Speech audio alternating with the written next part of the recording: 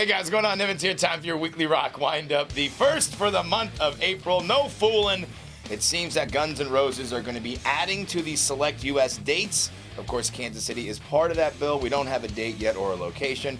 They're going to expand beyond that. Obviously, I think it's about a week out that they're going to be playing the very first show in Vegas before doing Coachella. But rumor has it the Cult is going to be opening up for select shows. And then another sort of, mysterious photo shows up on their Twitter account. It basically was a stack of drumsticks. Current drummer Richard Farrar says those aren't his. Former drummer Matt Sorum said he used to use those, but not anymore, which leaves many to wonder if Steven Adler will be tapped for all the shows, some of the shows, part of the show. Not really sure how it's going to shake out. Again, doesn't look like Izzy's part of this. Maybe he will be part of it if there's enough money involved. But as of right now, we know it to be Axl, Duff, and Slash, but one would guess that there's probably going to be a drummer there somewhere. So once more of it shakes out, I'll make sure to fill you in.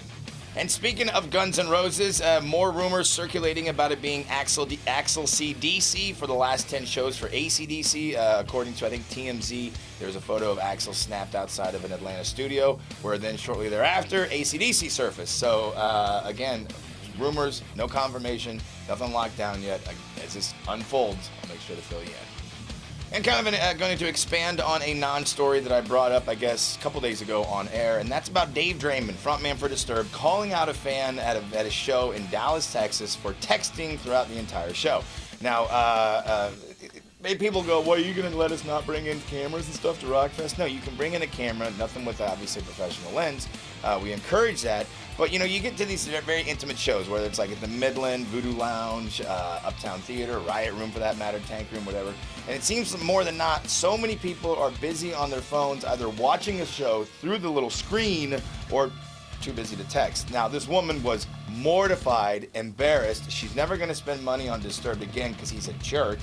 And the reasoning behind her texting, she was concerned about her 14-year-old daughter that got caught in a hailstorm driving home from like cheerleading practice or whatever. So she wanted to make sure she was okay. Now, I'm not a parent of a teenager. I'm I guess you call a stepdad of a 7-year-old. And if there's ever a moment where I'm concerned about my child, I'm going to remove myself from a loud music venue to call to see if they're okay. There's a reason why people like Jack White, Maynard Keenan for that matter, with Tool and A Perfect Circle and Pussifer, don't like cameras and don't like phones during their show because it is a distraction. You look at these old 70s, 80s, 90s concert footage, everybody's into the show. They're giving back to the band. Do I think that there's a little overdoing it in the cell phone department at shows? Abso-fucking-lutely. Because nothing's more annoying when you're watching a show and then all of a sudden that's right in front of you. Like, what, really? You're going to hold up an iPad and film it? So, do I think Draymond was in the right for calling out this woman? Yeah, it's his show. Some people are calling him a jerk and all that. Again, go to the show, love the show, get into the show. Don't worry, there's going to be plenty of photos from professional photographers out there you can look at.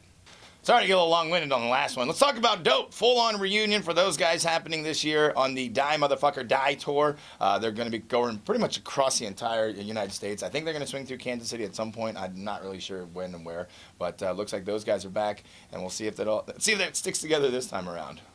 And close out your weekly rock wind-up with some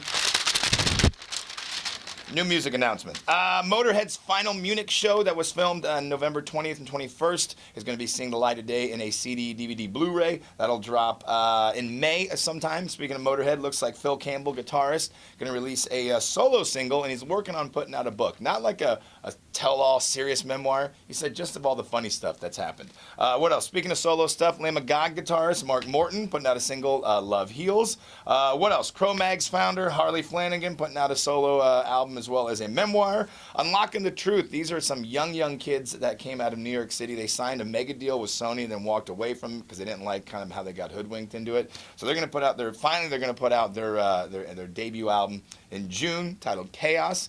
What else? Looks like Death Angel kicking out a new album. I know that's been in the works for a while. That'll be out May 27th. Evil Divide, but they did drop a new single for that this week. The Moth. And I know there's one more. Oh, yes, Stone Sour back in studio. And speaking of Stone Sour, you're talking about Corey Taylor. He's part of Slipknot. And Dysfunctional Family Portrait, the photo album, going to be finally showing up in America. I think it came out in the UK or something like that. So, I'm Nivens. Thank you for tuning in to Weekly Rock Windup. Have a great weekend doing whatever it is you do. And as always,